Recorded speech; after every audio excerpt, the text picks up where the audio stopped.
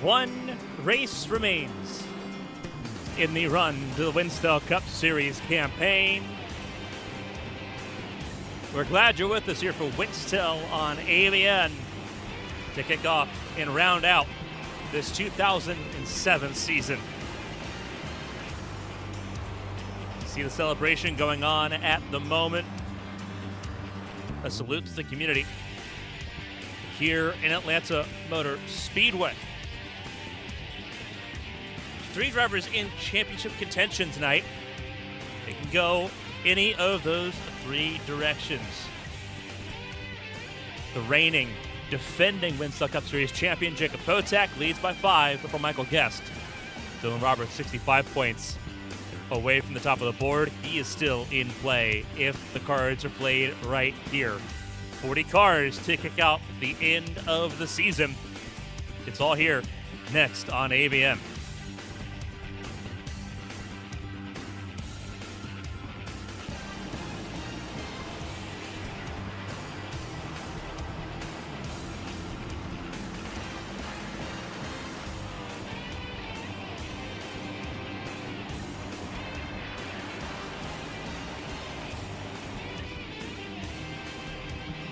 Four wide here as we sit ready to go racing. Salute to the fans, those that have been along for the ride for so long. They're going to come to a stop here at the start finish line. And they're going to burn it down here, as is tradition in Winstel.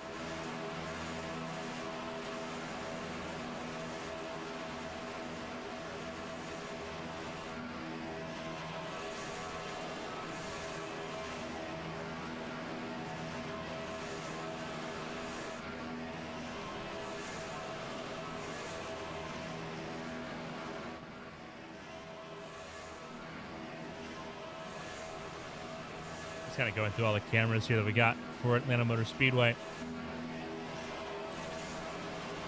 We'll just step to the Sienna cam and let the chaos go on there.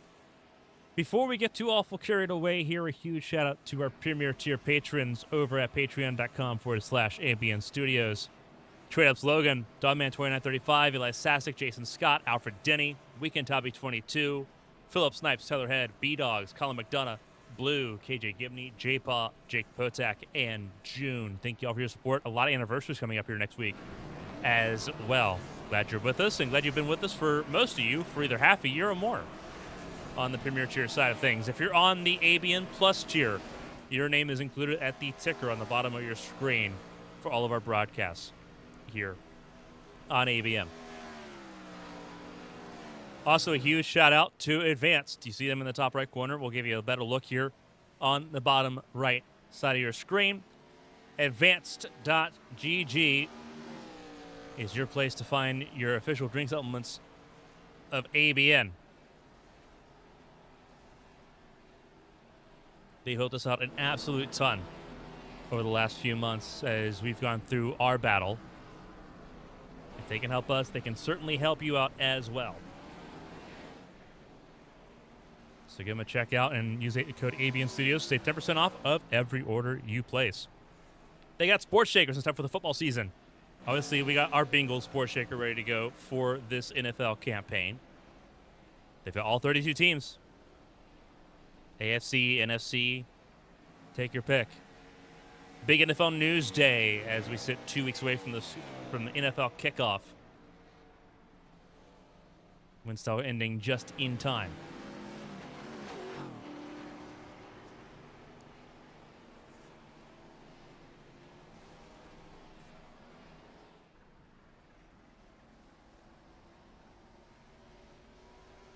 A lot to talk about here, and thankfully we've got a little bit of time to actually go through and really process and digest everything before tonight's finale here in Atlanta.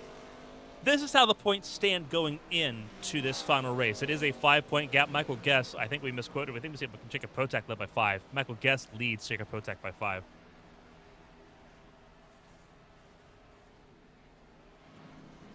Dylan Roberts 64 points away.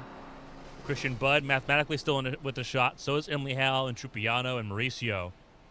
But it gets a lot more difficult the further down the order you go. If you are someone like the 48, mathematically, not really much of a chance. Lucas Davila, Josh Chin, Colin Keister, definitely no chance at the championship here tonight. So 8 drivers mathematically with a shot. Realistically, it's down to 3.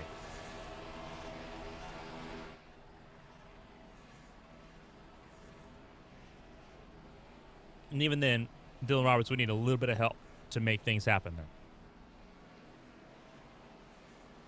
Best of the rest right now, Brendan McGee, Christina Ryan, 13th and 14th, 109-point gap between those two.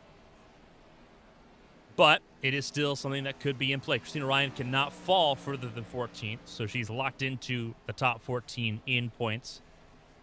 Same thing with Brendan McGee. He can't fall much further than 14th either. Kirk Marble, Brandon McKissick, Parker Alexander, a lot closer to each other in that conversation than Evan Locke, Ryan Hill, Nick Doucette, Blake Cannon, Ryan Moyer, Tyler Head, and Tom Millette, your top 24 in points. There's also a fair amount of stress on being top 35 in points. Top 35 lock into the first 4 races of next season.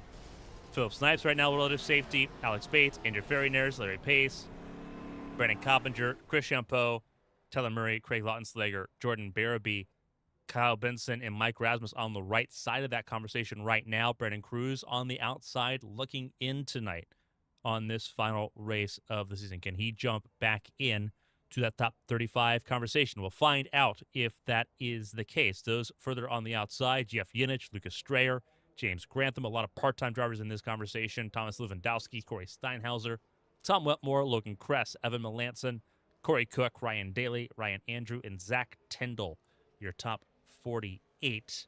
Again, all these drivers would have to try to race their way in to kick off next season here in the Winstel Cup Series. But a lot of drivers have set points to some degree. Hayden Rapaw, Eli Sasek, Ken Huff, Austin Reedy, Anthony Kroback, TJ Crampton, Dan Breckus, Aaron Smith, Colin Bowden, Steve Brown, Matthew Seeger, Ethan Winters, your top 60. Bryce Saucier, Chris Bishop, Hunter Waters, Vincent Crow, Alex Chilcutt, Christian Strader, Rory Collins, Bailey Thompson, Tyler King, Rocky Boyd, Joseph Banner, Matthew Molnar, Colt Huff, Ty McWhorter, Steve Yinich, Ryan Doucette, Tyler Saville, Dale Davis, Mike Alexander, Joseph Peixoto, Matt Skipper, Michael Sturgill, Anthony Foss, Steve Buchanan, 84, all having done at least one appearance here in the Winstel Cup Series campaign. Qualifying currently underway.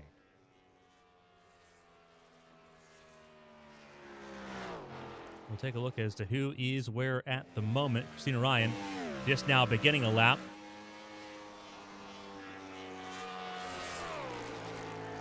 You're going to see pretty quickly here where everyone's at.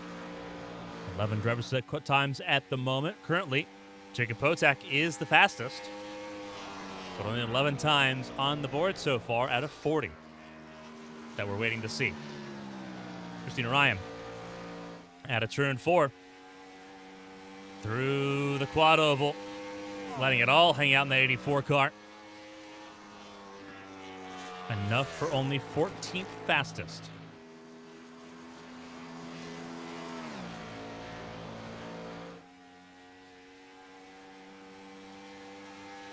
She'll continue to run laps here.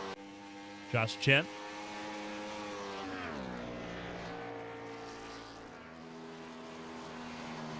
On the run here through 3 and 4. See what he's got.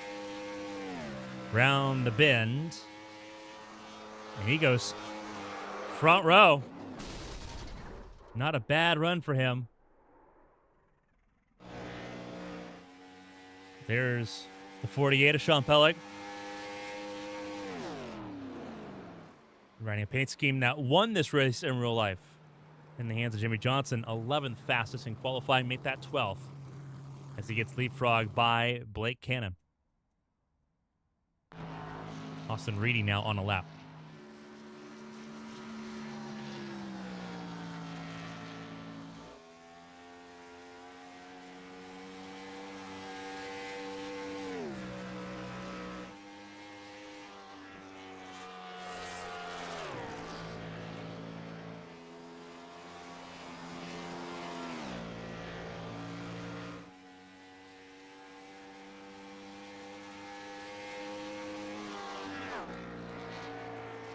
See how Austin's Reedy laps go.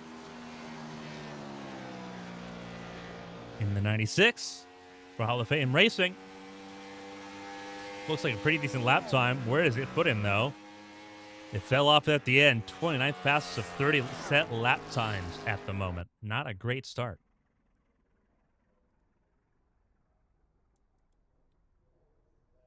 Philip Snipes waiting to make his qualifying run. He may not make that run at all. Corey Steinhauser in the 77. Will at least broach the racetrack. He will not complete a qualifying run either. So he will start at the back of this field, a very stacked back of the field that will include Mike Rasmus, Hayden Rapaw, Steinhauser, Tom Willett, Philip Snipes, Ken Huff, Kirk Marble, Brandon McKissick, and Zach Tyndall.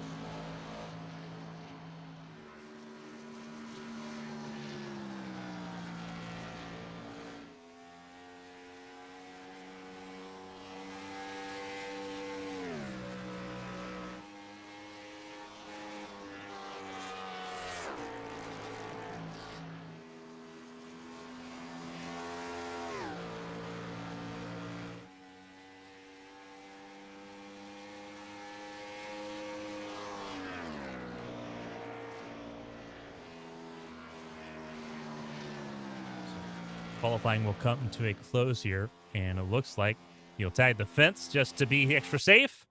It will not set a qualifying time.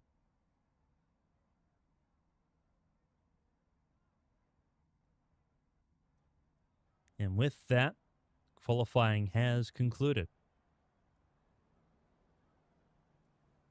And it is almost showtime here. 39 will take part in this final race of the campaign.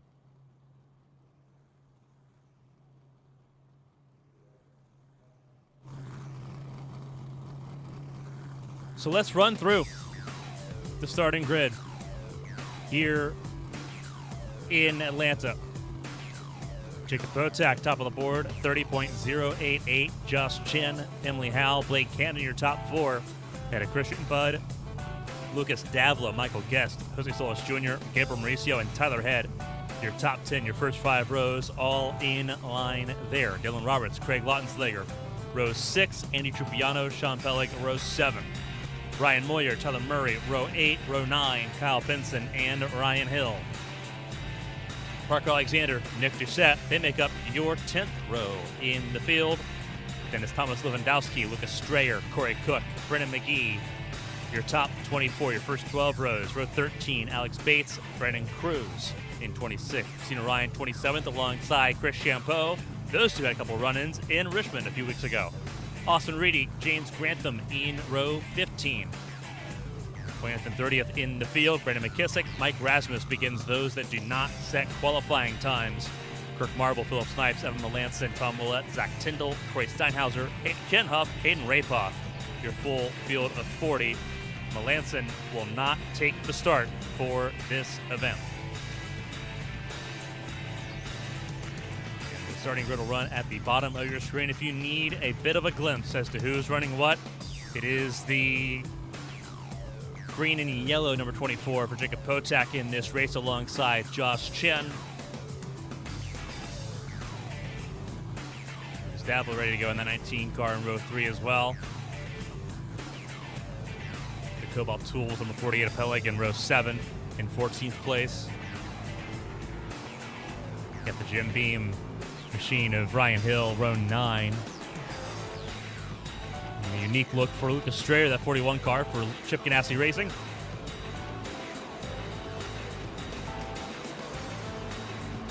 As everyone gets themselves ready to roll here in Atlanta.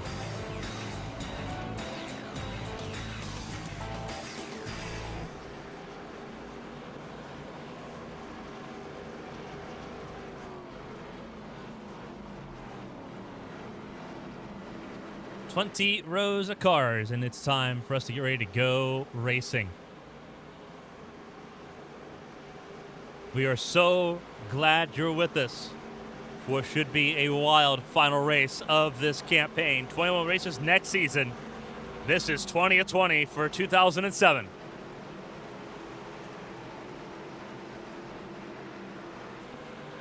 Thank you for spending your Sunday with us.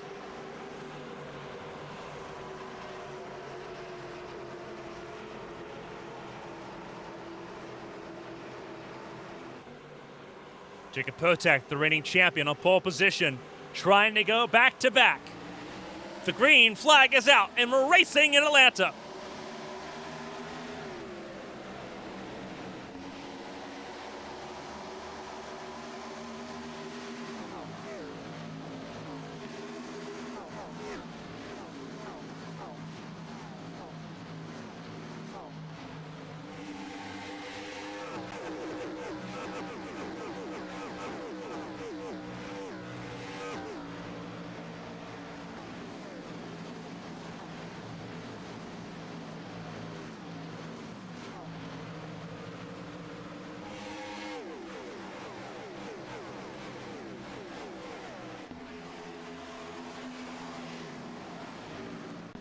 First lap in the book, clean, and that's all we get on that clean ride through. Car in trouble. It looks like Lucas Strayer, the 41, had a piece of it.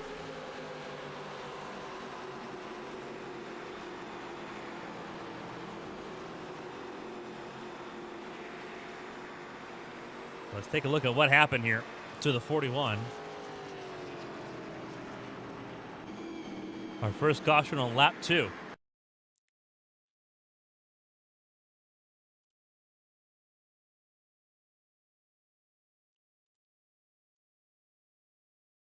Was there contact there between the 00? If there is, it's all net code. The 00 of Alex Bates. I don't think there was any legitimate contact there. I think Strayer may have gotten net code contact, but it is very clear no actual contact there between the 00 and the 41. Tom Ouellette with a huge hit to the undercarriage of that 41. He had a pretty wild look at that. Let's take a look at Tom Ouellette's on board here.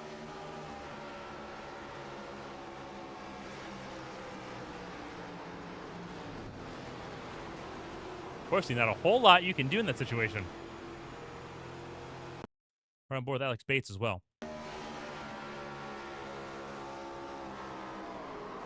Yeah, that's full-on netcode. You can tell that 41's reacting to contact that's not actually there.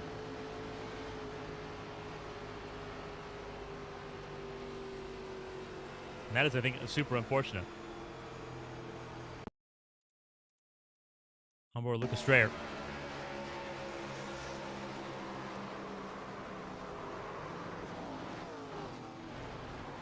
Just gets lifted up into the sky there by Tom Ouellette.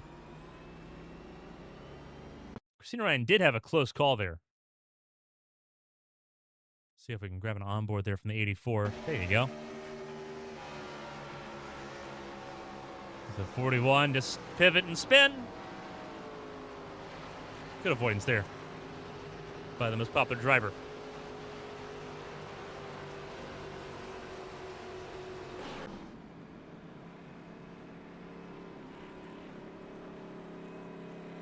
So Jacob Potak and Blake Cannon, your top two. Josh Chen losing a spot on that initial start down to third. Emily Howe in fourth. Christian Budd in fifth. Davila Solis Guest, your top 8. Tyler Head and Gabriel Mauricio, your top 10. Those highlighted in yellow, as you can tell on your screen, are in the chase for the Winstel Cup. Only 8 mathematically eligible to go for the title here in Atlanta. Realistically, it's down to 3. Potak, the one in pursuit. He's got 5 points for leading a lap. That puts him level with Michael Guest. Michael Guest up to the 8th spot at the moment. There he is. Center of your screen. Dylan Roberts in 11th. Needs to do a little bit better. But obviously the race just getting started. Only 1 lap completed under green flag conditions. So it's a little bit more complicated.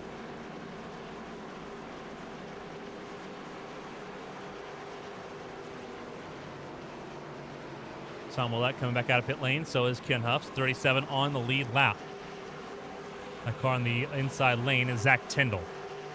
There you see dropping back. Pace car pulls left. And it's time to go back racing. Green flag is out again, and here we go.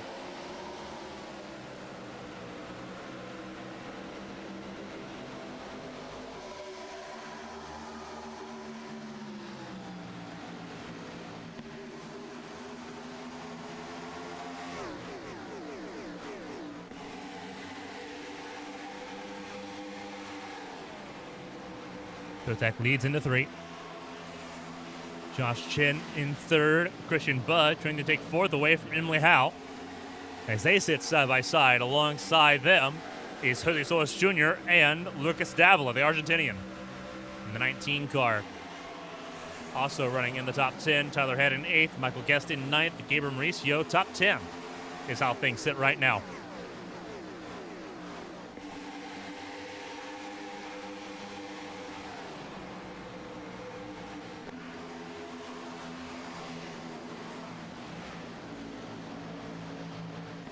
They are rolling in a big way. Blake Cannon to the front of the field. Gets right in front of the 24. Chops his nose off going through the quad oval. Botek, though, has the inside lane that he can lay claim to. Josh Chin following in 3rd. Not much of a choice that he can make in this situation right now. 3 wide for the back. Davila makes his move forward. Through the middle, around Solis, trying to take on Christian Budd as well.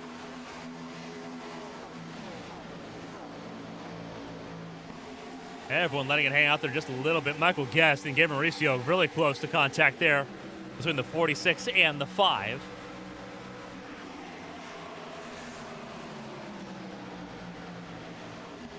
And everyone keeps things pointing in the right direction here on lap 9.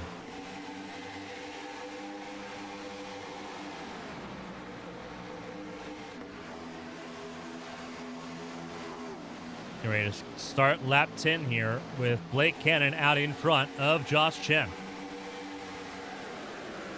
Potak, Bud, Solis, your top 5.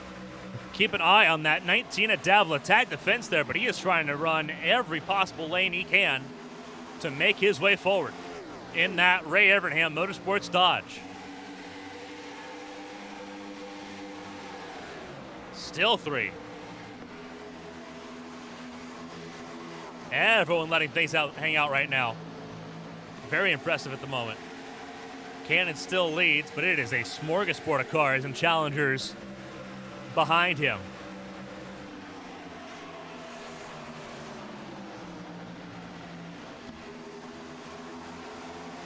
Car in the fence further back. I believe that's Kyle Benson it is. The 83 of Benson, who almost loses it and spins on the back straightaway. Keeps it collected and put together. And right on board here with Dylan Roberts. Just made his way into the top 10.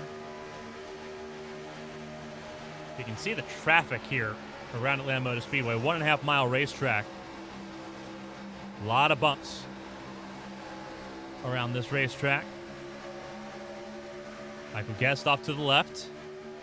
And Jose Solis Jr., the 29, right there with him. Solis moves to the middle. Roberts trying to squeeze around the outside lane. Had to back out of it. Trying to get a run here out of turn 4 is what he's attempting to do. We'll see how successful he is here.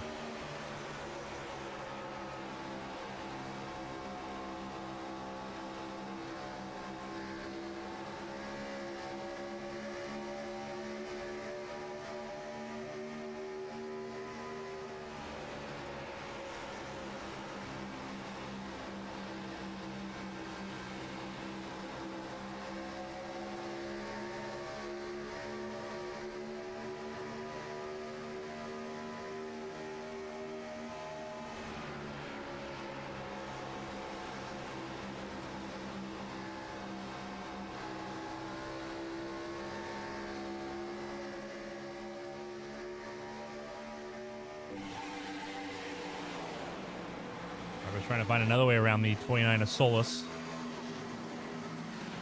Trying to move up positions here. It'll get harder and harder to do as this race goes along. Tires will wear. These drivers have to kind of keep their car underneath of them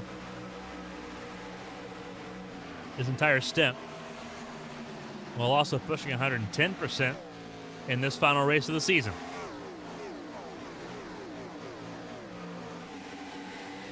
Roberts clear of Solis. Michael Guest next up on the list, also trying to surge his way forward. Potak back to second. Josh Chen out in front now. Blake Cannon's dropped to third, potentially fourth, as Christian Budd looks for a way through in that black DeWalt Ford. Toyota, Chevrolet, Ford, all in your top three. Davila makes it fifth for Dodge.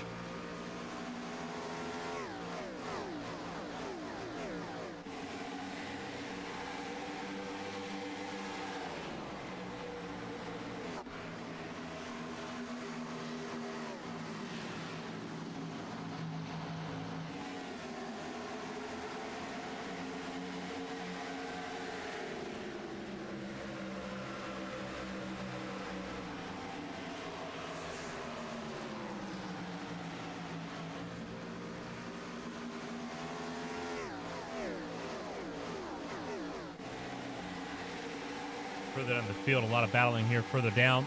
Ryan Hill and Brandon McKissick, that is for 17th position. Ryan Hill trying to hang in there. McKissick trying to move his way forward as he did a week ago. He's able to slice and dice his way through a lot of traffic. Teammates side by side. Benson trying to stay ahead of Christina Ryan.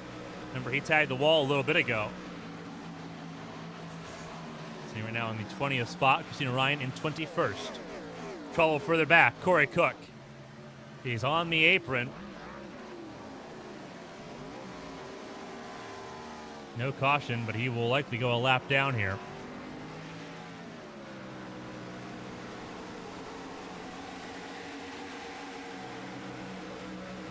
You see the leaders going on through here. So Corey Cook with an issue out of turn 4. Joins Zach Tyndall and Tom Willett a lap down. Corey Steinhauser down pit lane. Gets that car well woed down and avoids a penalty. So that's a legal pit entry for Corey Steinhauser, and that is a 4-tire stop on lap 19. Potak tags the fence there, trying to challenge Josh Chen for the race lead. Josh Chen, 1 win this season in 17 starts. His immediate adversary right behind him, Jake Potak, 18 starts, 6 poles, 4 wins, 9 top 5s, 11 top 10s. Josh Chen well aware of what's behind him at the moment. Christian Budd, also a race winner this season. Same amount of top 10s as Jake Potak, just missing the 3 extra wins.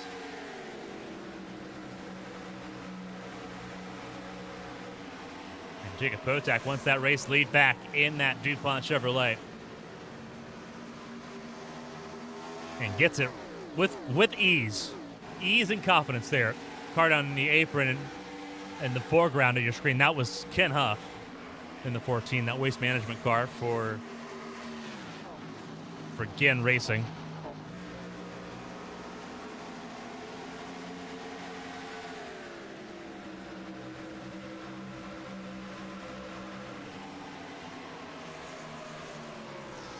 Josh Chen dropping out of the top 3 now altogether. Here comes Christian Budd. Here comes Lucas Davila.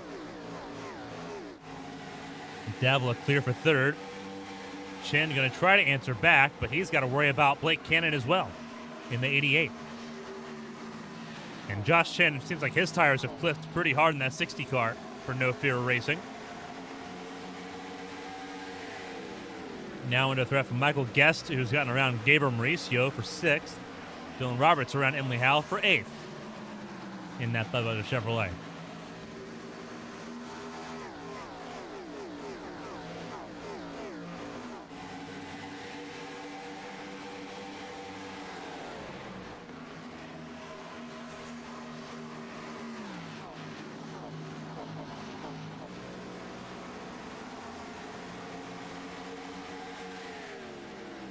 At 24 underway, and it's car 24 out in front. Teammates for Red Bull Racing still battling side by side. Christina Ryan does now have the advantage, though, on Kyle Benson. And Christina Ryan slots up into the 21st position. Alex Bates in the shadows. They're in 23rd. Park Alexander in 24th as well. Toyota's all in a line there. Everyone trying to let things hang out the best they can. But they've got to think about pit stops here at some point soon. Josh Chin may be the first to blink there in that number 60. He has now dropped to the 8th position. Make that 9th behind Emily Howe.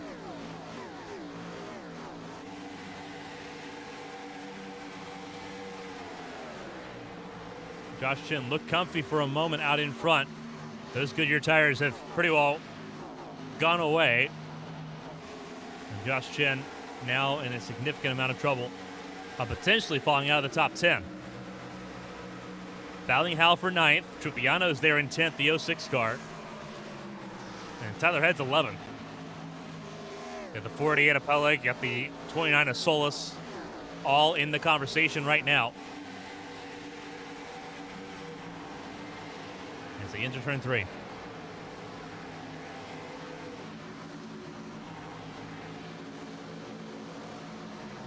Cars battling left, right, and center. 26 laps completed here in Atlanta.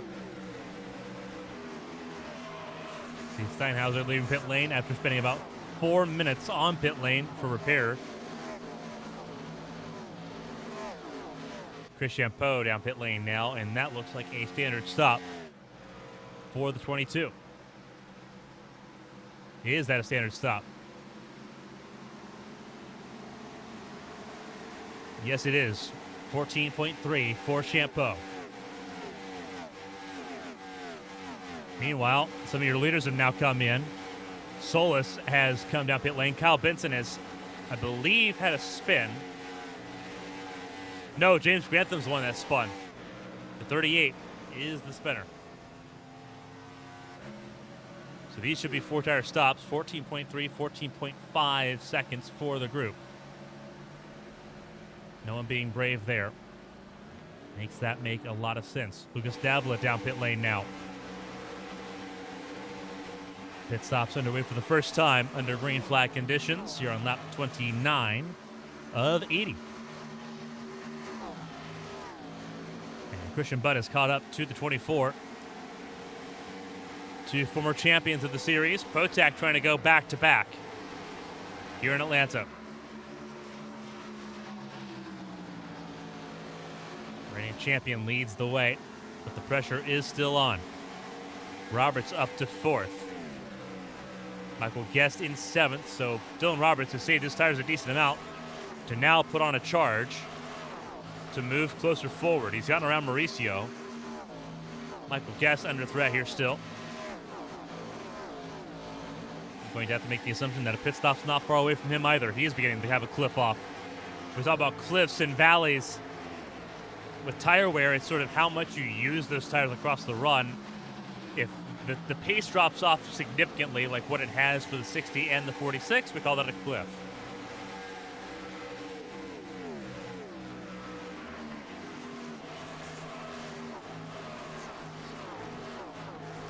A lot of analogies there. Usually when you hit the cliff, your positions that you lose become a free fall. You start losing positions back and forth, sort of in bunches. That's how Josh Chin was earlier. Michael Guest now down the 9th, which is not the direction he was trying to be in. Jacob Potak's come down pit lane and has given the race lead to Christian Budd. Potak, Cannon, Roberts, Chin all down pit lane this go around.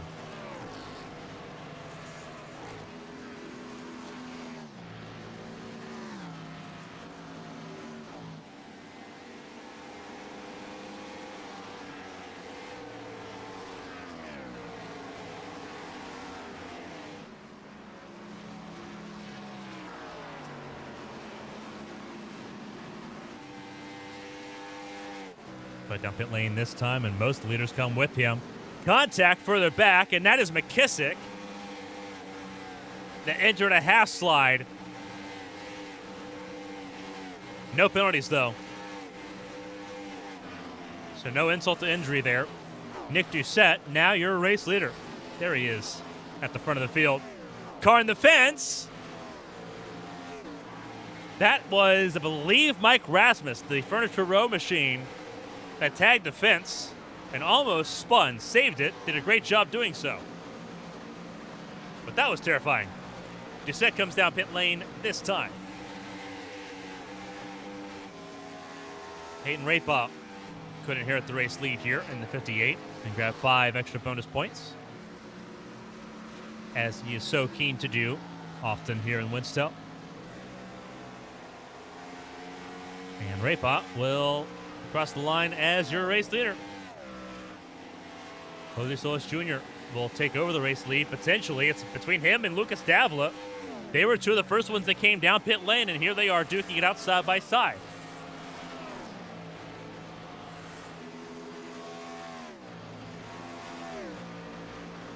Solis only 1 win this season, 8 top 10s, 5 top 5s. His chase was abysmal to start.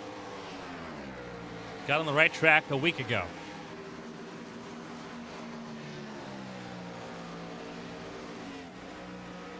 Davila, though, is still looking for his first career win in Winstel.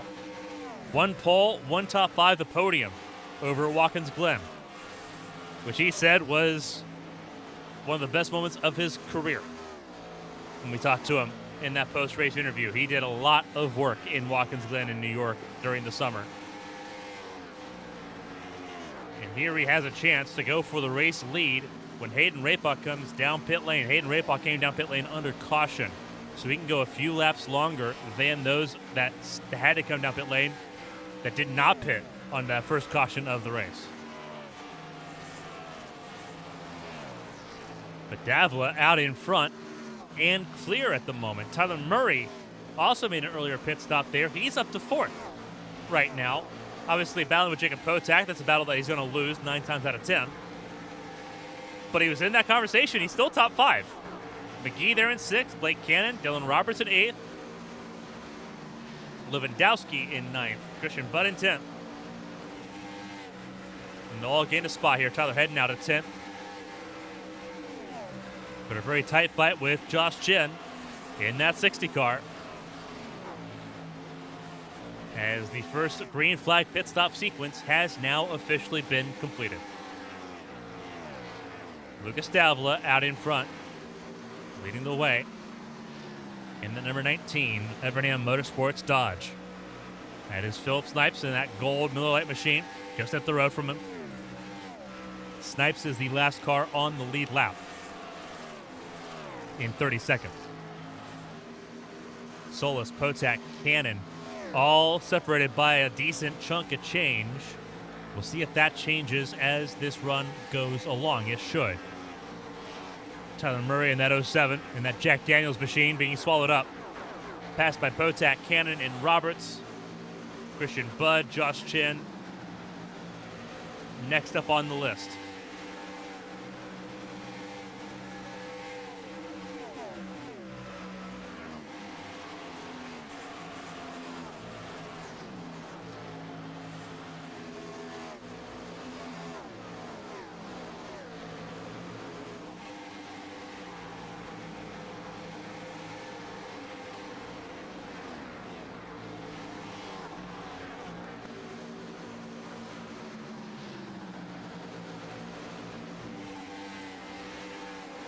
Murray trying to hang in there. Tillerhead will get around him.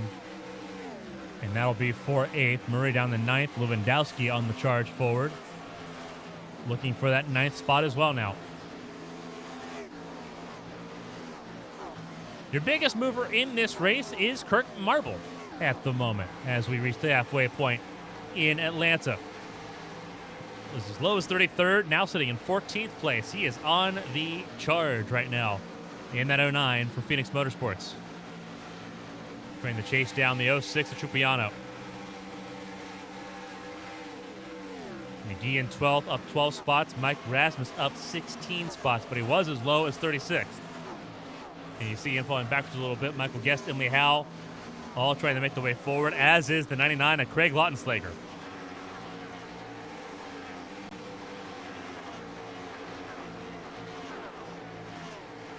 Potak has gotten around Solis for second, trying to chase down Lucas Davila, who's not a main threat in the championship conversation.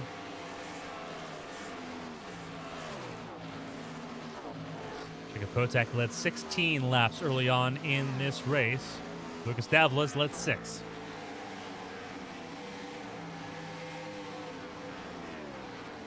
Three-lap difference on tires between Davla and Potak. Davla on lap 28, Potak on lap 31, those pit stops.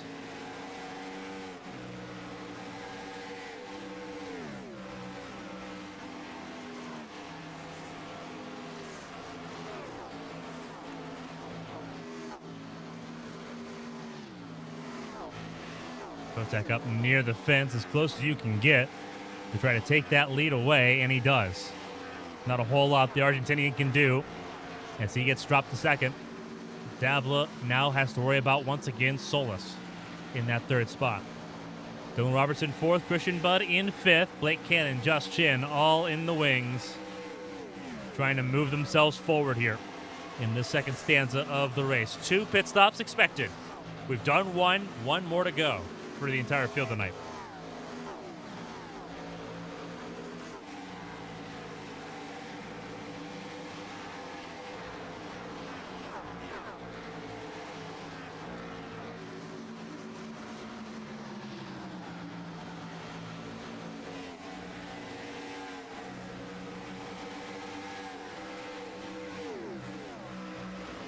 Retirements, we have not had many. Tom Millett, Corey Cook,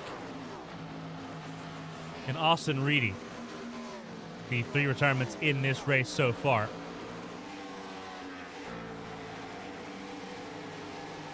It gives us 36 runners left on the racetrack here at the moment in this season finale for the Winstel Cup Series.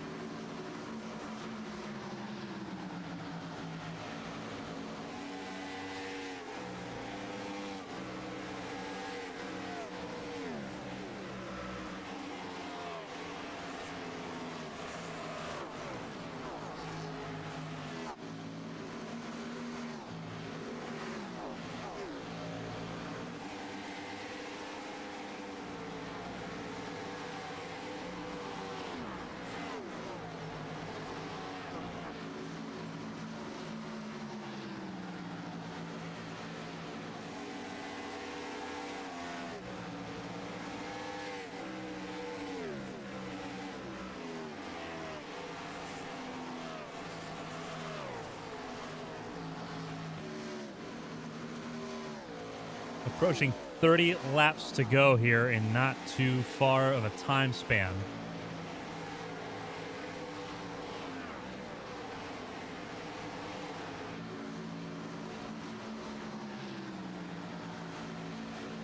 Pushing Budd up to second, trying to close his way into the race leader. He's down to a second. We'll see how things pan out here. Further back, Blake Cannon almost clipped the back of Davla there. Davla trying to hang on. He's got to get to about lap 56 before his second pit stop. He just got to kind of hang in there. The undercut did work out pretty well, so there's no reason to not believe that he might stick to it here.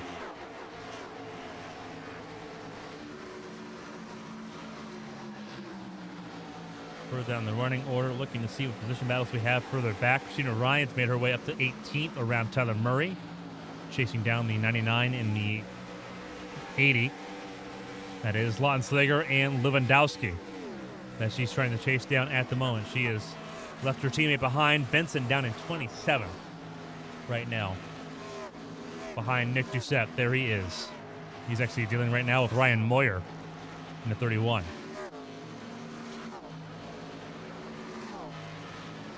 Mauricio dealing with Trupiano.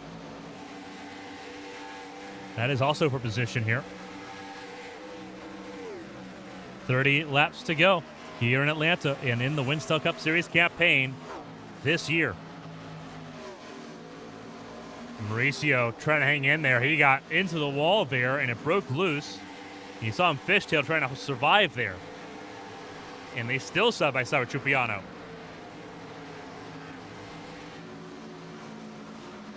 Everything on the table right now. Coming to 29 to go. Potak out in front. The gap is half a second. Christian Budd has a really good long run car at the moment, it looks like, in that 17 for Roush Fenway Racing. Storied history between the 24 and the 17.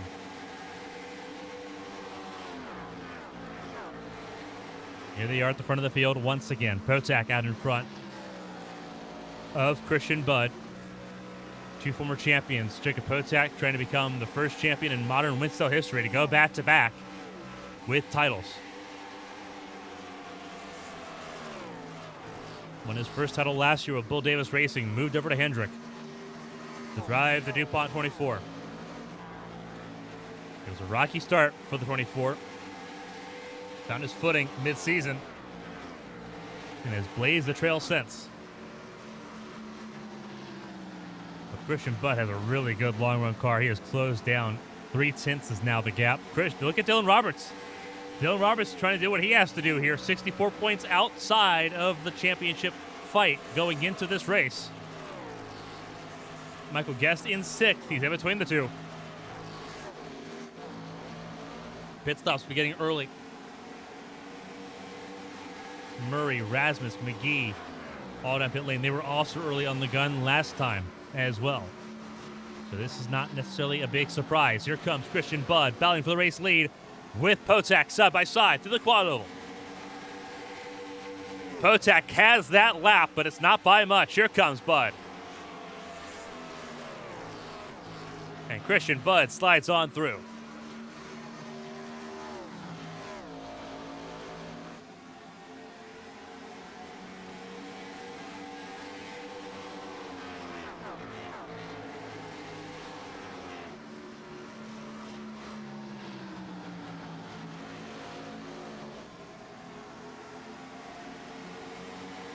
Christian Budd, Jacob Potak, and Dylan Roberts, your top three all in range. You see the smoke entering pit lane. That is when people have been locking up the brakes and skidding the tires.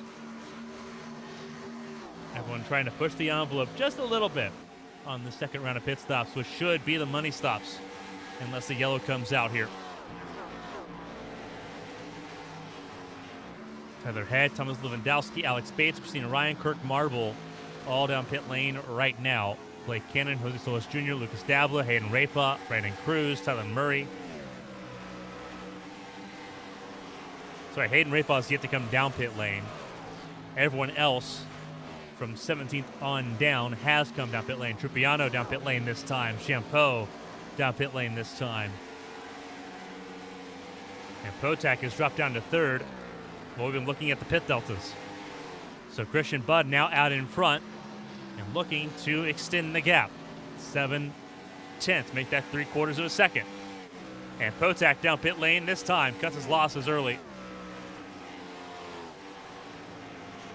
How do Budd and Roberts respond? Michael Guest in 3rd, Josh Chin in 4th.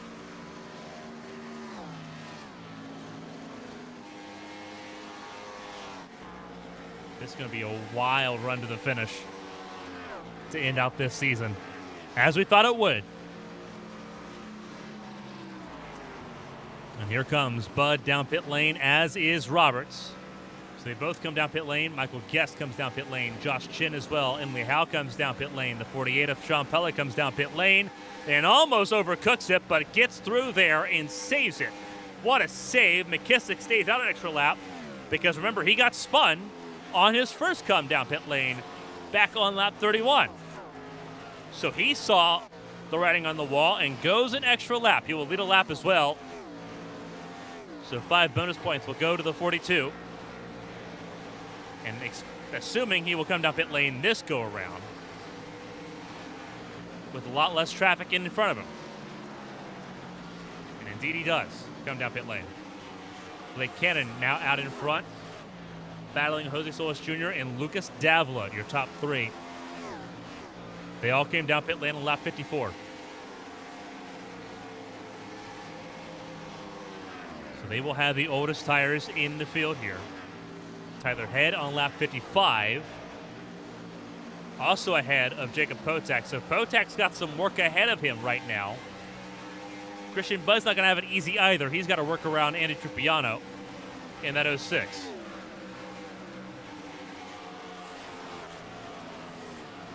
.38 at James Grantham, not on the lead lap. Mauricio, fastest man on the track. The Brazilian, 30.36. And then you see 30.359, the exact number for Mauricio, fastest man on the racetrack for Hendrick Motorsports.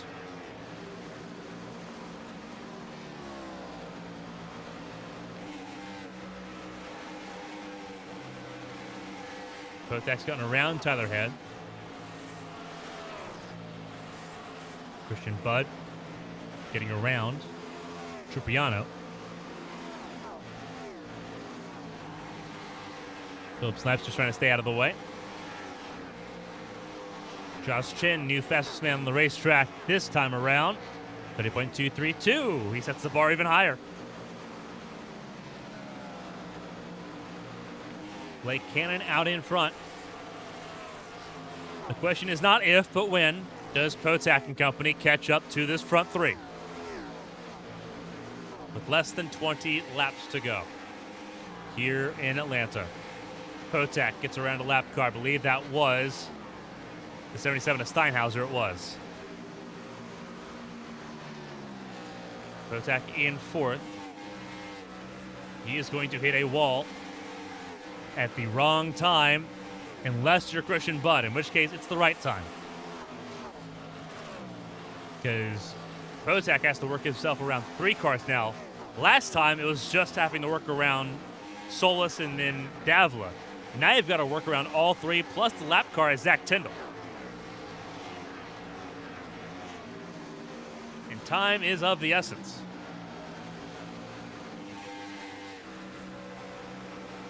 Gets around Tyndall with no problem.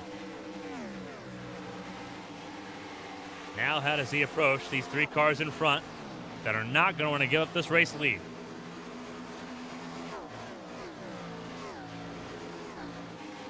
A little bit of a fishtail out of turn two by Davila. Potak sitting there, trying to make that run for third pretty easy. Hooks right to the bottom of the racetrack, right on the white line. Really good run there by Davila. I'm sorry, by Potak there to get around Davila, the 19. Christian Butt has gotten around Tyler Head. But he's got some more work to do, coming to 15 laps to go.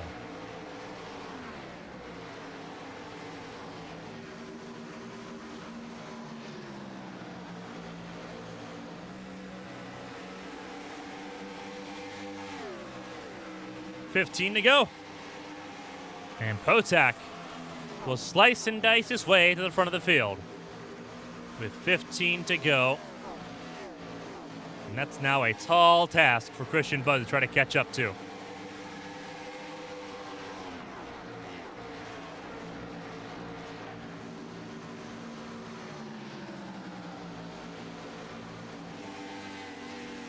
Potak's running an ungodly line, just hooking that white line on both sides of the racetrack in a way that we've not seen many be able to do.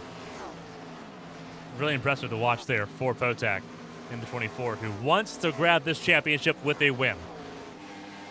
That's what he wants to do more than anything else.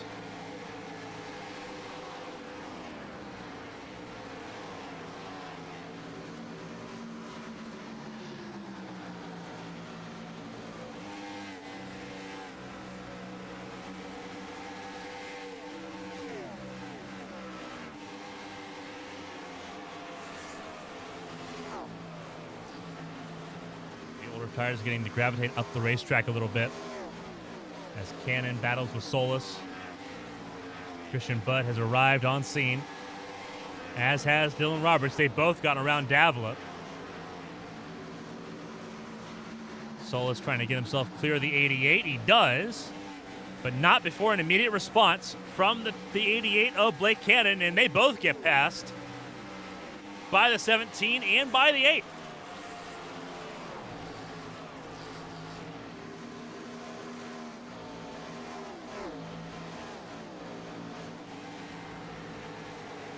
So Solis gets pushed off the podium in that battle with Blake Cannon. And Potak has a 1.09 second lead, coming to 11 laps to go. Christian Budd and Dylan Roberts, they are on a charge right now, second and third, trying to close that gap down. This run to the finish is going to be spectacular. An early caution did not deter this race in any way.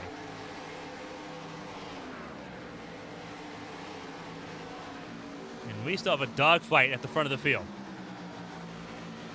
8/10 the gap.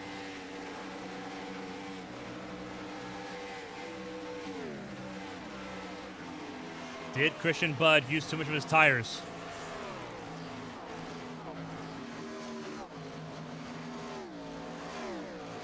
That is your next golden question. How much does he have left after having to navigate all that traffic? I think he still got enough. The gap has come down to 7/10. Shaving off a tenth a lap is going to help him out a significant degree here, and there is traffic in front of the race leaders. Brandon Cruz about to go a lap down. Stays out of the way of the race leaders, but they've got to go outside lane here. But all three of them do. That is even Stevens as you can get on getting around lap traffic. McGee, I think, is going to come off the racetrack altogether and avoid being in the way of the leaders as they battle this race out. McGee in 30th. Not really a lot for him to go after there.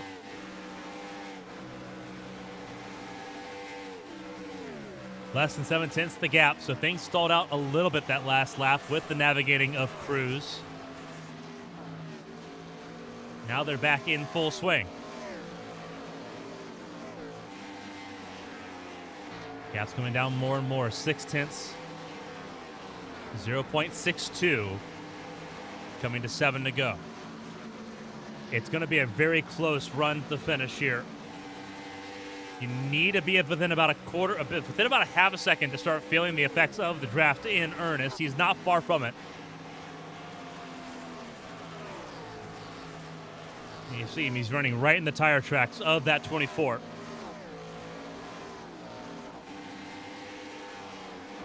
Running on board with the 8 of Dylan Roberts.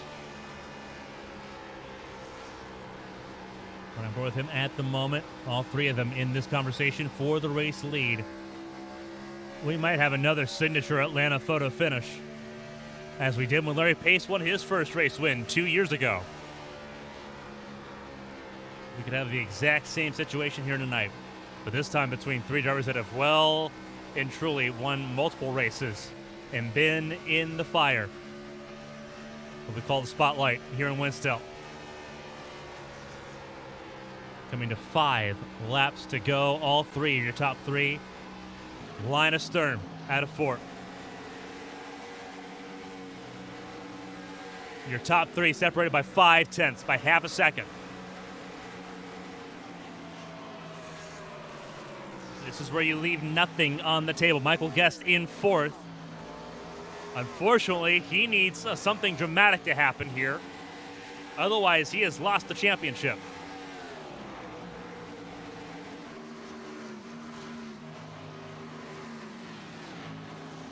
Coming to 4 to go. Christian Budd now trying to find a little bit of clean air to close in a little bit further on the exits of the corners. They dance through turns 1 and 2. Christian Budd gets that clean air, goes to the bottom of the racetrack. Potak up top, Budd on the bottom of the racetrack. Side by side on a 2, 4 to go.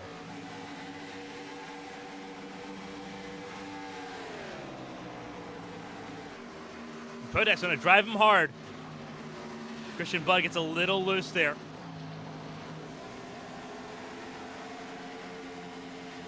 Here comes Dylan Roberts. 3 laps to go here in Atlanta. Dylan Roberts might swoop in and take this race from both of them. They are tight together here in the top 3. Michael Guest in 4th can only watch. He can only watch, wait, and hope. In that 4th spot, Solis in 5th, Mauricio 6th, Chin, Tropiano, Cannon, and Howe, your top 10. coming to 2 laps to go. 3 miles in Atlanta. Who's it going to be? Bud gets clear. And so does Roberts. Potak could not hang on, drops to 3rd. That's still enough for the championship right now. Most laps led bonus points, lap led bonus point, and finishing into the 46. Any of those 3 gets him the title on tiebreaker. He's got all 3 of them. Coming to the white flag, 1 lap to go here in Atlanta. Christian Bud leads Dylan Roberts.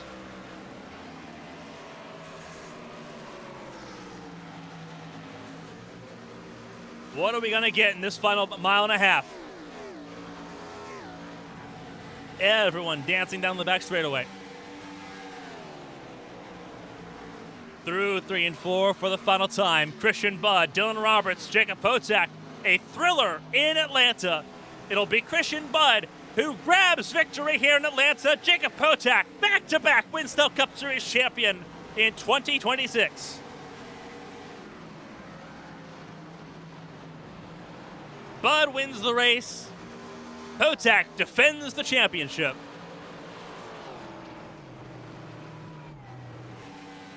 Michael Guest close, but not close enough. Loses out by 15 points on the championship to Jacob Potak.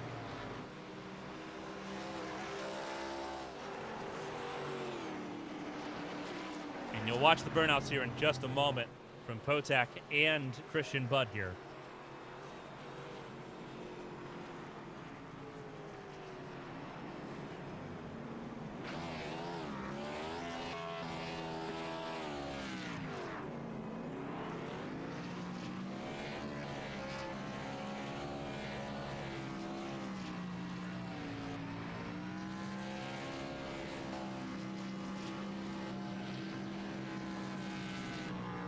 Christian Bud, an outstanding job for him.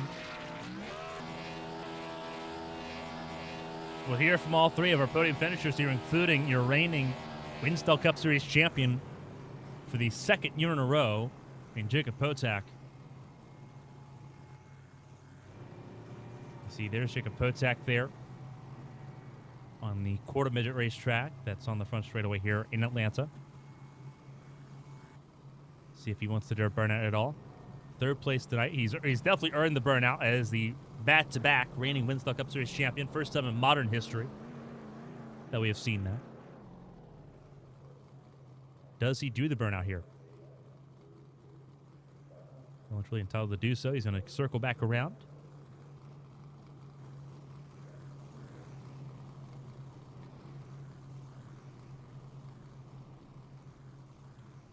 We are so glad that you are with us.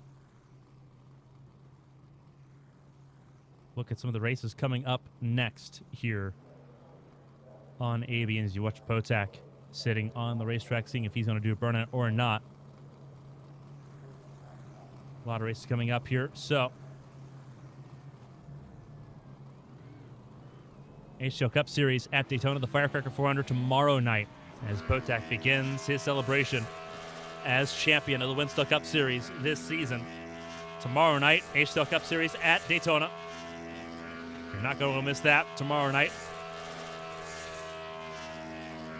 Championship season. IndyCar Series finale on Thursday in California. And then the week after, it is HL Cup Series racing at the Daytona Road Course. And then the HL Challenger Series Season 4 returns Tuesday the 8th.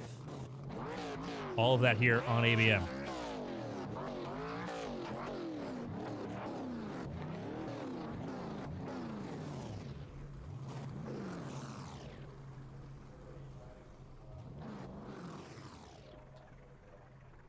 A wild drive here. Jacob Potak cleared by 10 points. A 15-point swing here. Christina Ryan running on the Atlanta road course, it looks like. But a great job for everyone involved here in the Winstel Cup Series campaign. Your full results here in Atlanta. A very clean race here in Georgia. Christian Bud, your race winner. Dylan Roberts in second. Jacob Potak does enough with the Bonus points for leading a lap and leading the most laps. On top of finishing ahead of Michael Guest, makes a 15-point swing in favor of the 24. Back-to-back champion of the Winstel Cup Series, Michael Guest in 4th. Jose Solis Jr. in 5th. Gabriel Mauricio in 6th. Josh Chen, Andy Trupiano, Blake Cannon, Emily Howe, your top 10. And for Michael Guest, he's looking at Talladega a few weeks ago as a huge missed opportunity to try to put this championship to bed and give him that extra buffer here tonight. Outside your top 10, Tyler Head 11th, Lucas Davila 12th, Sean Pellig in 13th, Brandon McKissick in 14th ahead of Kirk Marble, Thomas Lewandowski, Ryan Hill, Christina Ryan, Parker Alexander, and Craig Lautenslager.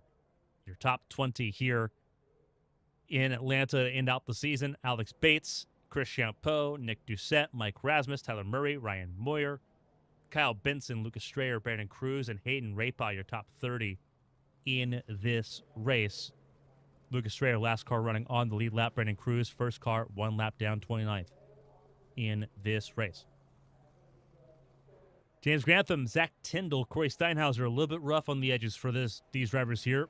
Brendan McGee, Philip Snipes, and Ken Huff, your top 36. Ken Huff did not see the checkered flag here. Neither did Philip Snipes or Brendan McGee in this conversation. Actually, McGee did, but he was 10 laps down at the end.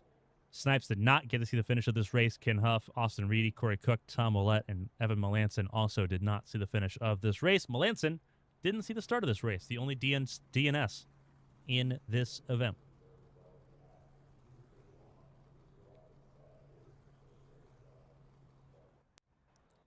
Post-race interviews coming up here on ABN as the Winstel Cup Series campaign draws to a close. Not crowning a new champion. We're polishing an existing trophy for the current champion. And we'll talk to all three podium finishers here tonight. Let's kick things off with Dylan Roberts, who did a fantastic job here. Second place, a thrilling race here in Atlanta Motor Speedway.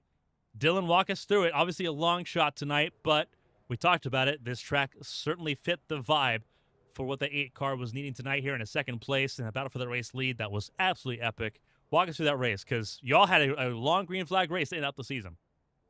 Oh, I mean, that was an insane race. I mean, I wish I'd have qualified better. I feel like going 11th to 2nd under the green there, like I had the pace. I just didn't qualify, and that kind of hurt the night. But I mean, with Potek doing what he did tonight, it didn't matter. Guest as well. I mean, what a season. Hats off to those guys. You cannot overstate how good those guys are and how high the talent level at the front of this field is. I feel like I don't belong at all. Like, it's crazy that I'm amongst some of these names. So to be pulling these finishes at the end of the year and be this close, just happy with that.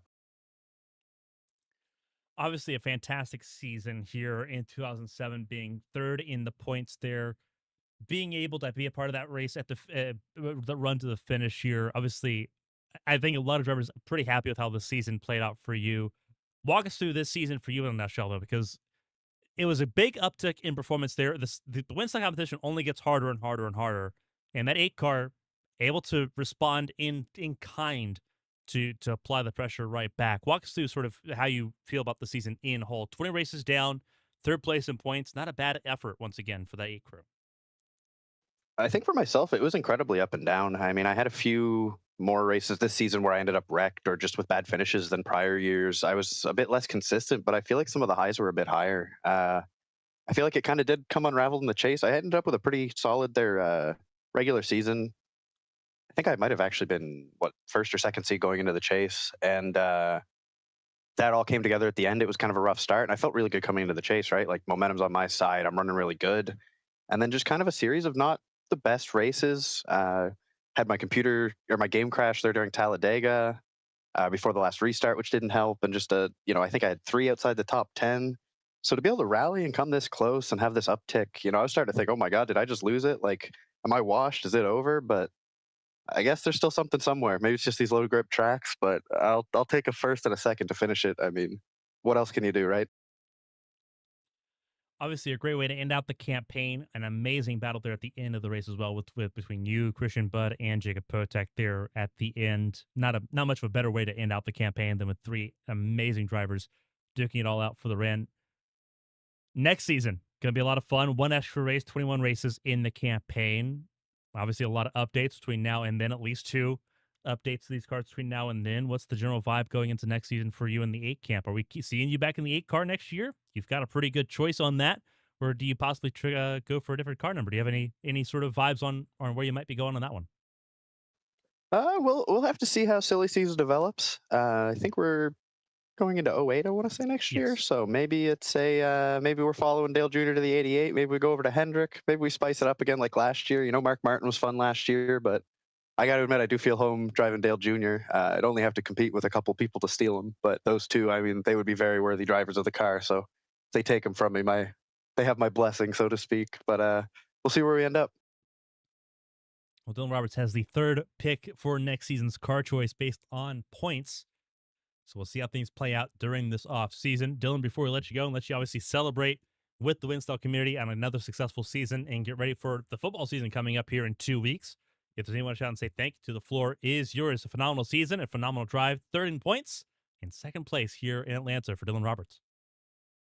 Well, I mean, I'm going to feel like a broken record up here, but as always, just a huge shout out to everybody behind this league and the broadcast. I have so much fun racing here. It's pretty much all the racing I do nowadays for the last, like 5 or 6 years at this point.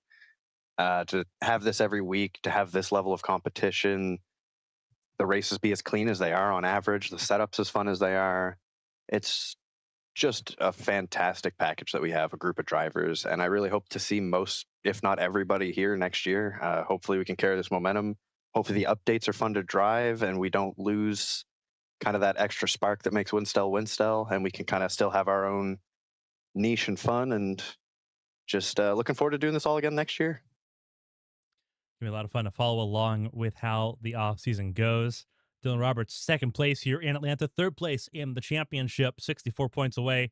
The same as you entered. You stayed in the exact same boat here tonight. Dylan, congratulations on the podium and another successful season. And I know we'll talk to you again a lot next season as well. Enjoy it. Thank you so much. A phenomenal job for Dylan Roberts here tonight. 2nd place on the racetrack. We go to a driver who really embodied the Gen 4 this season. This paint scheme for Christian Budd was the DeWalt Nano paint scheme. We talked about it at the beginning of the broadcast. This is the car that won the last Gen 4 race in the NASCAR Cup Series back in 2007. And Christian Budd ends out the 2007 season with the race win. Obviously still seeing the Gen 4 next year as things are currently planned, subject to change. But a phenomenal drive for the 17 camp. Christian, walk us through that race. That was about as picture perfect as you can have a battle for the race at the end of a season to put a bow on everything. Walk us through your perspective on that race and obviously how it all came together, because that long run pace was beastly tonight. Yeah, I'm still shaking. I can't describe how hard it was to drive the car tonight and make speed and keep the right rear tire on it the whole time. Great job by Emily and everybody who did the setup this week. I wasn't involved, so maybe that's the move going forward. I shouldn't be involved, but man, it was so fun to drive. And I was in practice and I was burning my right rear, and I was like, okay, I'm just going to really focus on just not slipping that right rear tire as much as I can avoid it. I just want to just not slip that tire. And we got the long green flag runs. Thank you to everybody in the field for a green flag running tonight. I mean, these last 3 weeks, just tons of green, so it's been really awesome there. But yeah, I knew it was going to come down to that last pit stop and not screwing it up. I tried to sneak in there. Dylan was right behind me. And then we came down to the end, and I had the run on the bottom on Potak, and he made the right move. He kind of just pinched down just enough. I almost slid up into him, almost lost the car. Dylan was right there, and I thought, oh, I'm going to lose this race. And I really wanted to win the race with this paint scheme. I really wanted to win Atlanta. I've raced in this league for so many years and never won Atlanta, and really wanted to win Atlanta and get into battle Jake and Dylan for the win. Kind of come down to the last couple laps. It's just awesome. Second race win this campaign. The Gen 4 obviously has been kind to the 17 over the last few years here. And all that really embodied how this race played out tonight. Long run pace served to be the important factor. And That was the same way earlier this season when you got your first win in the season, where long run pace was sort of the dictating factor as to how strong the 17 car was. What is it that makes this long run pace just so incredible? Because when you got the full run, that 17 car, it found a different gear and just it made people look like they were standing still. That last pass when you and Dylan both went around Potak there for the lead, it was like Potak hit the brakes, is what it looked like up here in the booth. How important was that long run pace, and how do you find it? How do you nurse the tires to take care of it? Because that's just based on someone who, on the outside looking in, that looks like that's where most of the strength of that long run pace is. Well, it takes you like 19 races of not doing that and screwing up and burning your tires off like I've been doing, and finally today I told myself, like, calm down and just let it come to you, and I really tried to be disciplined. You know, it's so easy to just come off the corner and just buzz the rear tires just a little bit and make a pass on somebody or get a run on somebody, but you know, every time you do that, you're just taking a little bit out of them. You know, the tri-oval or quad oval was kind of tricky. You know, you would be full throttle through there. It wasn't a problem, but you could just feel the car starting to slide a little bit. So I was just always taking it easy, making sure I didn't slide anywhere. And, you know, I think Jake was really good on a long run. It's just that once he was pitting a lap before me, and then I was able to just use that. I think Michael Guest kicked all our butts there at Michigan, going just that little bit longer. I learned a little bit there. You know, so there were some things that I've just kind of picked up on this season. I feel like with the higher horsepower we have now, maybe I got away with that, you know, in prior years, and it didn't work out as well for me these last, you know, for a while. So that was it. And the track was kind of neat. You know, we weren't in the past, we were always stuck on the top or whatever, but it just seemed like you could move around.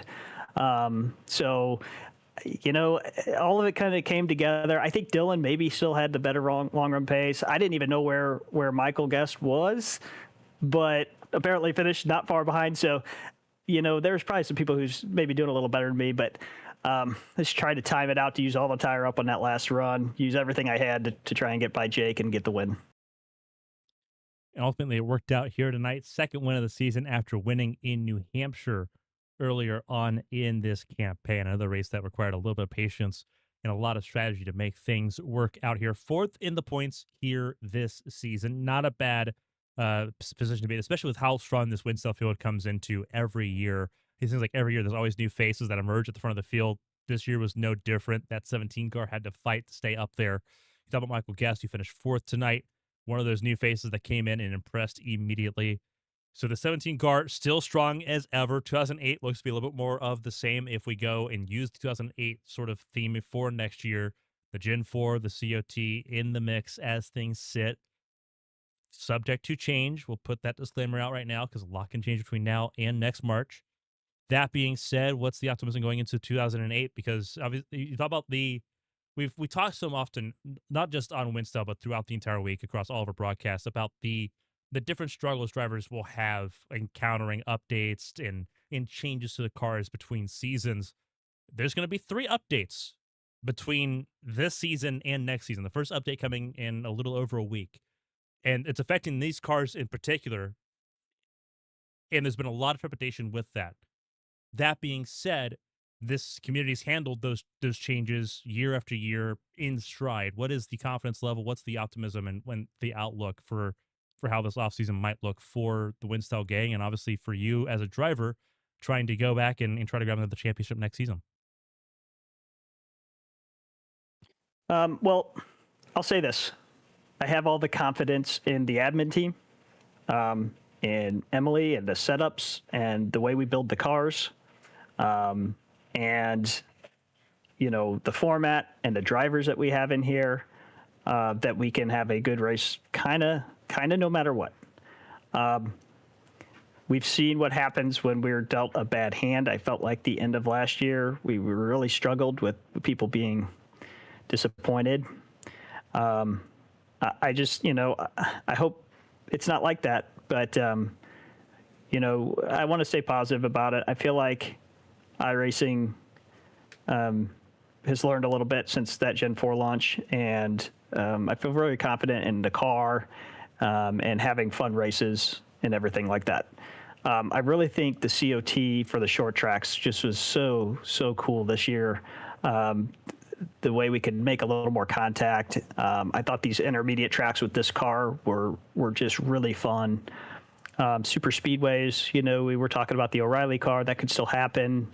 But if they make this car something that everybody really likes, then maybe we can use this car, you know, or whatever version of this car that it ends up being. So, you know, it is in flux, and we can't control that. But I just think that there's so many talented people here that we can make a good race, and I think we will.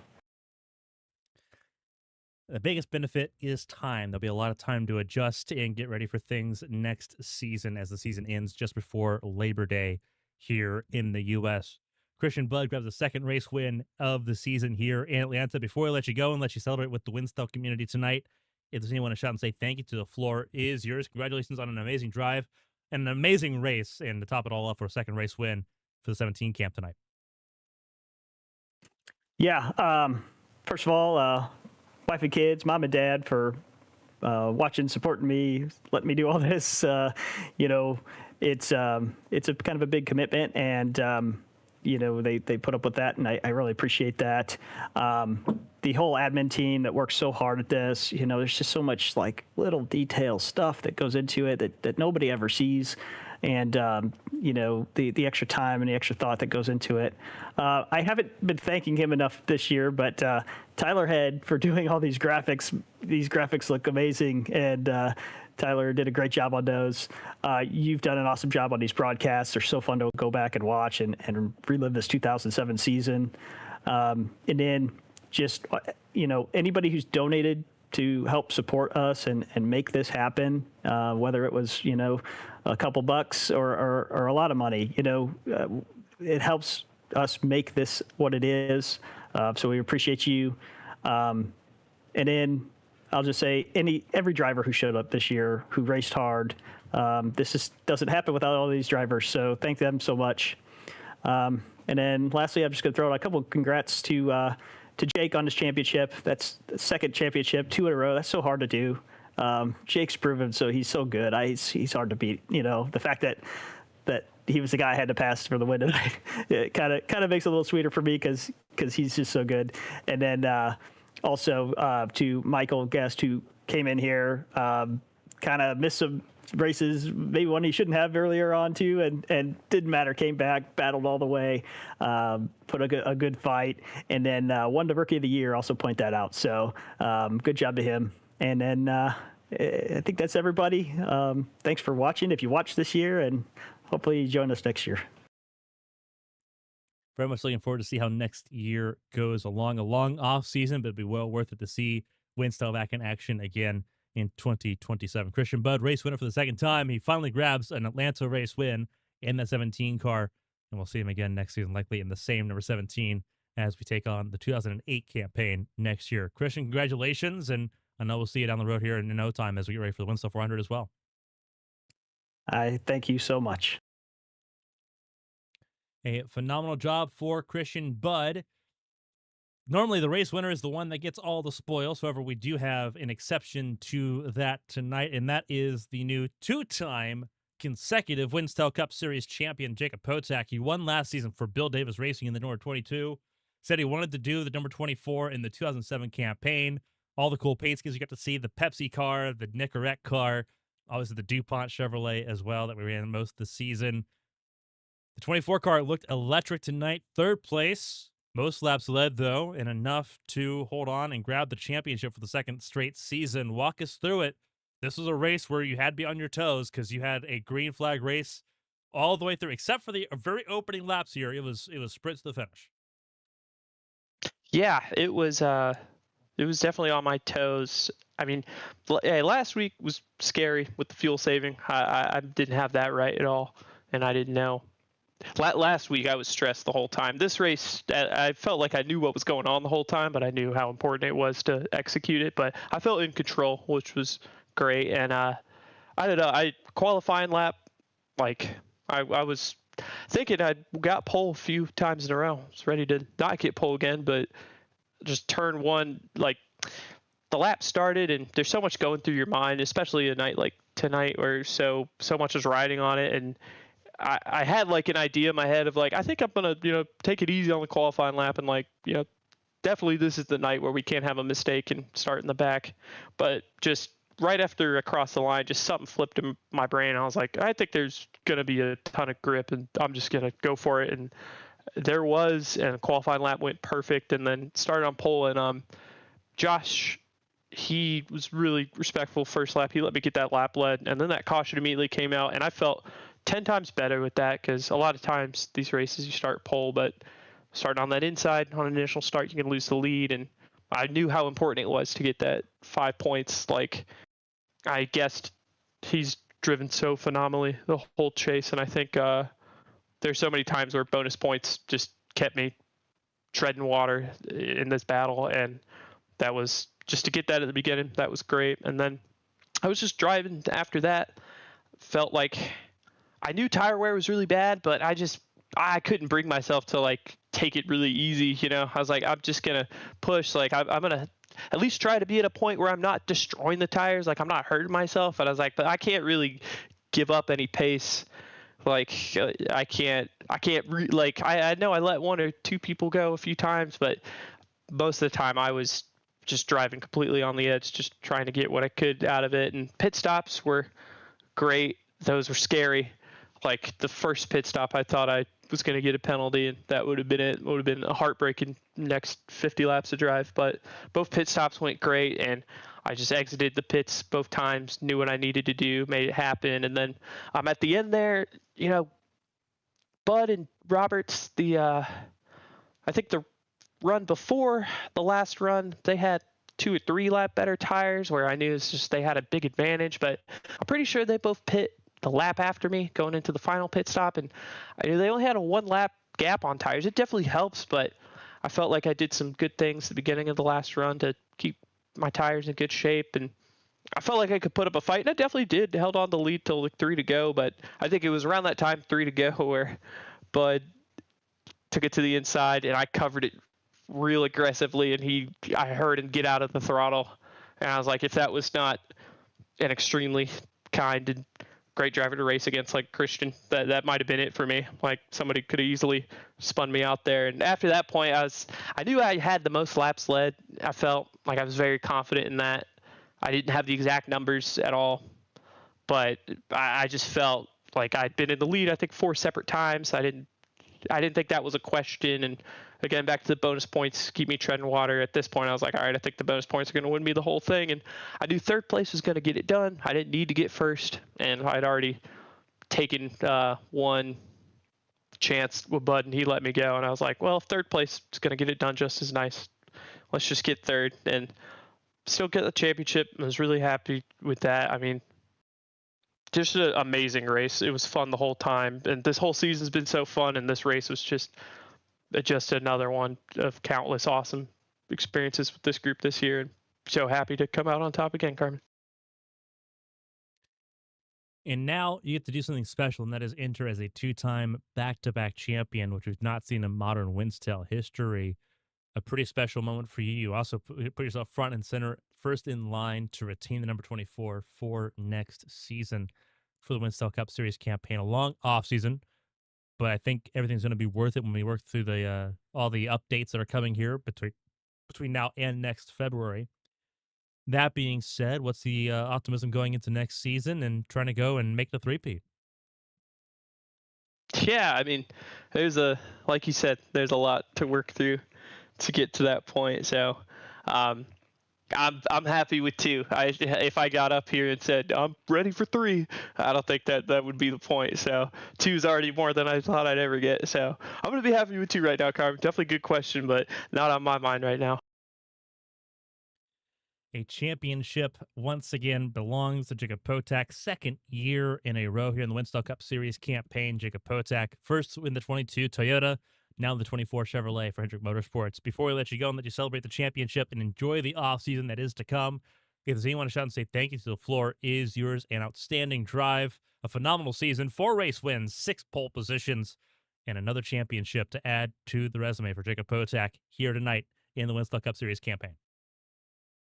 Yeah, I got a good few. I'll take a few moments here, but obviously, of course, first shout out to you, Carmen. Just, I think us as drivers this year, like, we just put on a really good show. Like, the races were just really fun to be a part of, really fun to look back on, and we just had such good competition. Such a great field in 2007. Such a great season.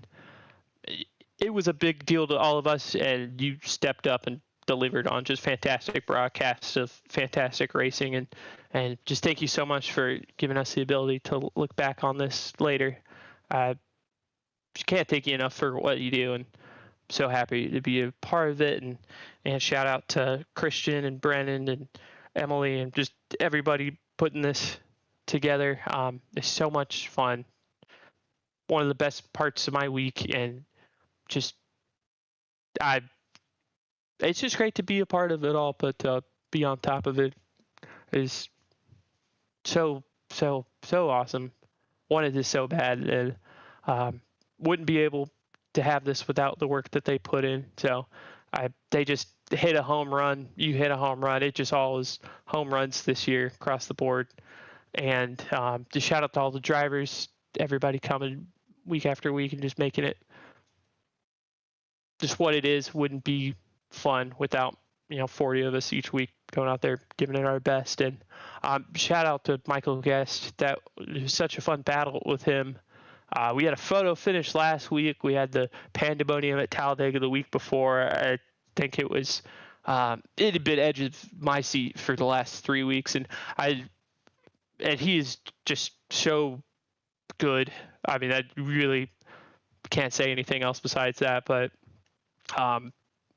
I was in the championship hunt at Atlanta last year, and something I was thinking about tonight was just like how different I was approaching everything because of stuff I learned racing with him and Colin Keister all year. And just, I feel like the competition level, just the participation, not just in numbers, but in terms of just quality of drivers too, it definitely stepped up from last year, and it was already fantastic last year. So just everybody that makes this happen is fantastic.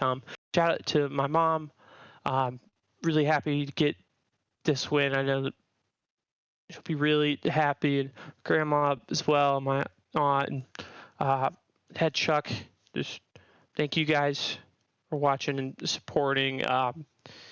Let's see, this is the Jeff Gordon 2007 Nicorette Cinnamon Surge. I didn't ever watch this car race once in real life because it only ran one time, and during that day in 2007, it was a sad race for Jeff Gordon. He let the championship really start to go away that day.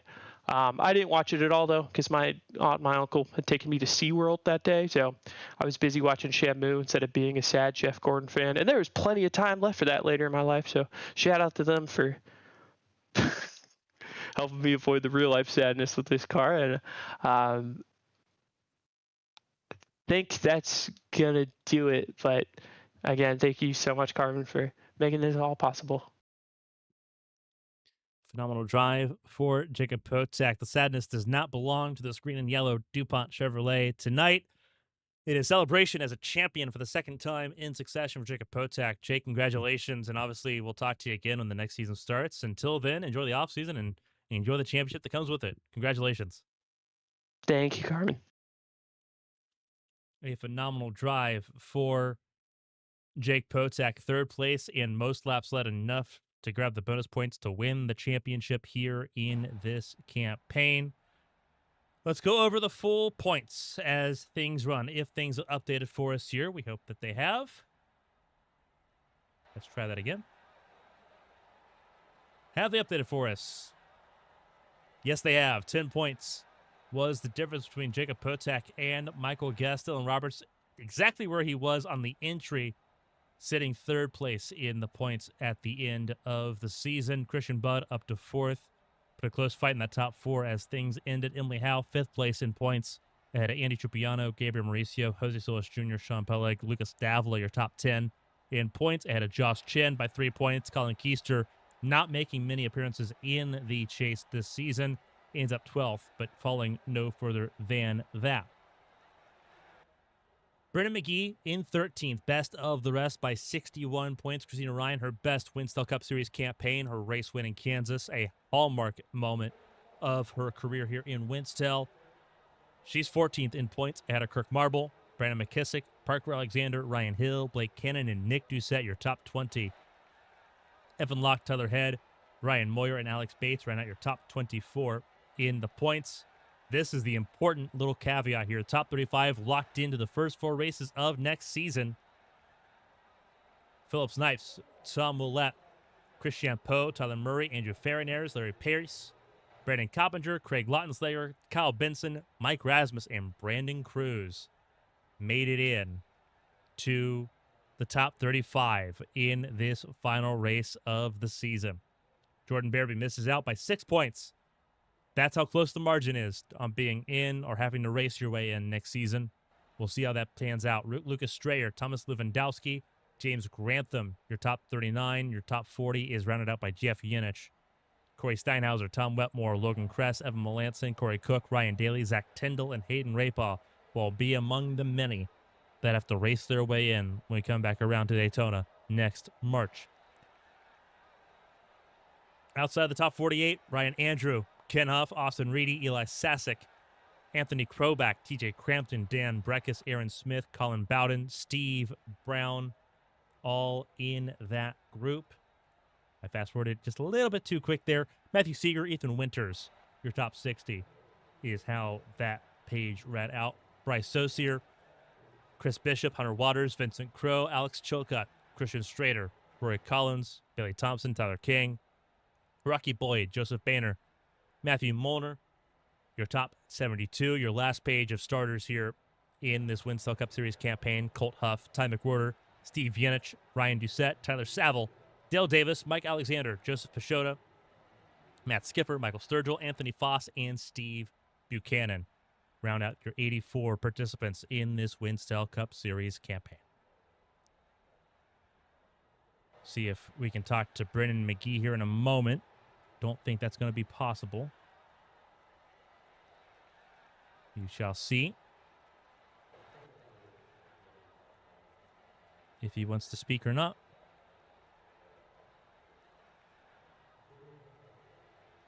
If not, then we can sign off for the night. Typically, Brennan McGee likes to speak to the crowd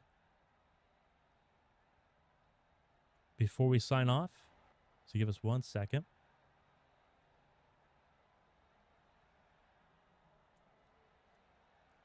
Just to double check here. Obviously a wild night.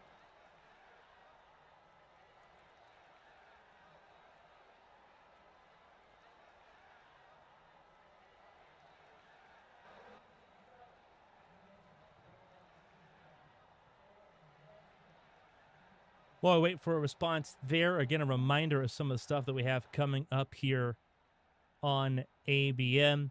It is the HTL Cup Series Firecracker 400 from Daytona tomorrow night here on ABN. We'll be live early on Patreon, 7:30 p.m. for Countdown to Green. We'll be live here on YouTube at 8:15 p.m.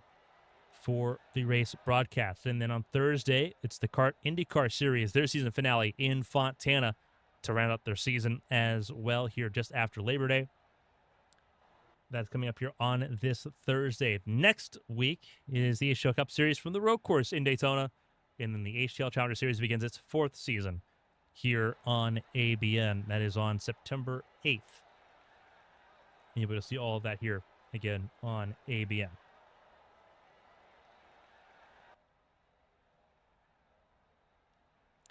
And with that being said, we do have one more person to speak to here. Brennan McGee, one of the co-owners here of Winstel Racing, a phenomenal season, 20 races, a lot to be proud of with this season, a great rebound for the community, 84 drivers taking part in at least one event. 40 drivers to end out this season here in Atlanta in a championship fight, one of the closest we've seen in 6 years here on ABN. Brennan, a lot to be proud of here for Winstel, and a long offseason to get things ready to go for an even better 2027. Yeah, it honestly, start to finish, the season's been awesome. We've had great racing. I really can't think of a truly bad race that we've had this season. We did, I think, have like one, maybe two somewhat races, but honestly, every week it's been a joy to show up. We've had full fields or nearly full fields, only off by a couple of drivers. Been tons of passing, tons of competition up front, whether you're 20th or 30th. It is steadfast competition out there. The championship, I think that was, as you said, probably the closest one I think we've ever had as far as the official Winstel Cup season-long things go. It legitimately came down to the end. I thought Michael Guest might have been able to get past Potak there for a little bit, which probably would have changed the outcome of the championship. It literally came down to one spot on the racetrack, basically, is what it basically came down to. If Potak didn't go out there and lead all those laps, the Guest would have ended up becoming the champion tonight. So huge congratulations to Potak. Great drive by Guest and by others that finished up there in the championship. It is no easy task to do. The strength of fields every week are around 4,600. And if you're up in the top 10, the strength of fields easily 5,500 to 6,000 up there. So there really, really is a lot of competition. We definitely weathered having both cars very well this year. I think that played very good into the season. We saw the COT very much excel at a lot of the smaller tracks and whatnot, and made the racing there a lot better, a lot more contact ability at tracks like Martinsville and Dover and stuff like that. And then the Gen 4 with the power increase that we're able to get starting with the Coca-Cola 600. It's been incredible. The Gen 4 always raced good at the intermediates, but now with that power boost, it has put it on to another level. It has been absolutely great to race it. Like even Michigan, we were doing 210 mile an hour, but pretty much every lane was wide open at Michigan. That was another good race. Really, I don't have anything negative to say about this year. It was awesome. There's a great team in the admin booth here at Winstel. We got me, we got Bud, we got Phil, we have Bates, and Hayden's usually here during the weekends to be able to give us a hand with the reviews, and we got you doing the broadcasts and Emily doing the setups. Tyler built the ticker and everything, so really a lot of pieces of the puzzle that had to make this go together to be as smooth as it was. And I'd really say, as you know, doing this for 3 years now, 2007 really just felt like a combined effort where everything just ran and it went smooth, and we were able to show our best this year.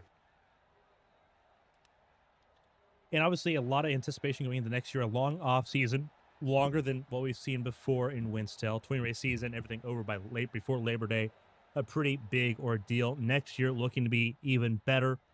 Obviously the Winstel 400, the annual race that Winstel puts on in January just after the new year. That looks set to take shape here. Obviously a lot of information coming out here as we get closer and closer to that event itself. But then 21 races next year for what should be the 2008 Winstel Cup Series campaign. Using the COT again, refining what we learned here in this season with that COT, with the Gen 4. A lot of changes, 3 updates between now and the start of next season for the Winstel Cup Series. What is sort of something that the admin team's keeping their eyes on for next year and trying to stay ahead of things? Because, again, we talk about the difference between last season and what we're coming up in with next season is time. There's a lot of changes coming, but we have time to react to it now. It's not a mid-season adjustment here. How important is that time to be able to kind of stay on top of things as a community to make 2008 even better than what this season was? So we're definitely glad to have that extra bit of time, because paint schemes take but a very long time. You got to think realistically when you're painting for 2 cars. It's because we're keeping the Gen 4 next year as well, of course. That's still going to be the main car because that's what this league's based on, and it gives the best racing at the intermediates. We're not getting rid of it. Unlike NASCAR, we're keeping her around. It gives Bud a lot more time to make the paint schemes. And honestly, I felt like 20 races was the right number. We're over before the holiday season begins. We're over before a lot of people go back to school or college, and it allows people to be able to relax during that season instead of rushing around on Sundays. And I know with the admin team, Like it gets very tiring as you get into race 23, 24, 25 at the end of the season. You're like, okay, I'm ready to take a break now. So I feel like 20 was the magic number, and everyone was very happy all season, and no one really seemed to get too tired out. So big change that way, and I thought it just flowed better. As far as next year goes, yes, the plan is to do the 2008 Sprint Cup Series season. Altered, obviously. We're going to have the COT for the road courses in the small tracks, then we're going to utilize the Gen 4 at the big tracks. The only thing that could put a bit of a knife in our plans is in the next build. It looks like iRacing is updating the Legacy Gen 4, but the wording's a little bit weird. It doesn't make it clear if they're going to keep the Legacy Gen 4 with the high horsepower, or if they're going to overwrite it with that national car, the Grand National car that they have coming in.